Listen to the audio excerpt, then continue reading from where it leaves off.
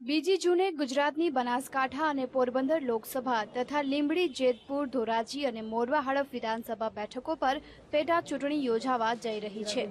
ગરમીને ધ્યાને રાખીને ચૂંટણી પંચે મતદાનનો સમય સવારના 7 થી સાંજના 6 સુધીનો એમ કુલ 11 કલાકનો ગાળો રખાયો છે। કુલ 33,64,811 મતદારો માટે ચૂંટણી પંચે 3,886 મતદાન મથકોની વ્યવસ્થા કરી છે। ઈવીએમથી યોજાનારું મતદાન 33 ઉમેદવારોનું ભાવિ નક્કી કરશે।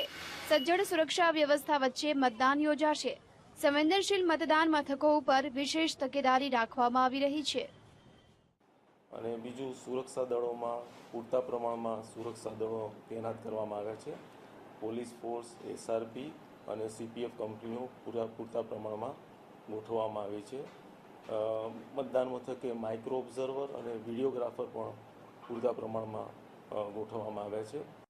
પંચના આશ્ચર્યની વચ્ચે આ વખતે આચાર સંહિતા ભંગની કે બેનામી નાણાકીય વ્યવહારોની કોઈ પણ મોટી ફરિયાદ આ ચૂંટણીઓમાં નોંધાઈ નથી। આ અંગે ખુદ ચૂંટણી પંચ પણ આશ્ચર્યમાં છે। જો કે આચાર સંહિતાના કડક અમલને લઈને ચૂંટણી તંત્ર દ્વારા વિવિધ પગલાં ભરવામાં આવ્યા છે। કલાકમાં છેલ્લા 48 કલાકમાં એટલે આજે 6 વાગ્યા પછી એ પ્રચાર બંધ થઈ છે।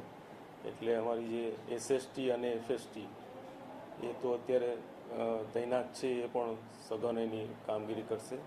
પછી જે વોટર ના હોય જે વિધાનસભામાં એ પણ ત્યાં રહી શકશે નહીં, એ લોકોએ પણ બહાર જવું પડશે અને બીજી બધા જે તકેદારીના પગલાં છે એ લેવામાં આવે।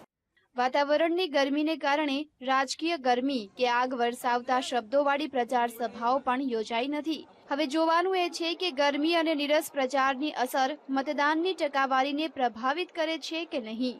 વીટીવી, ગાંધીનગર।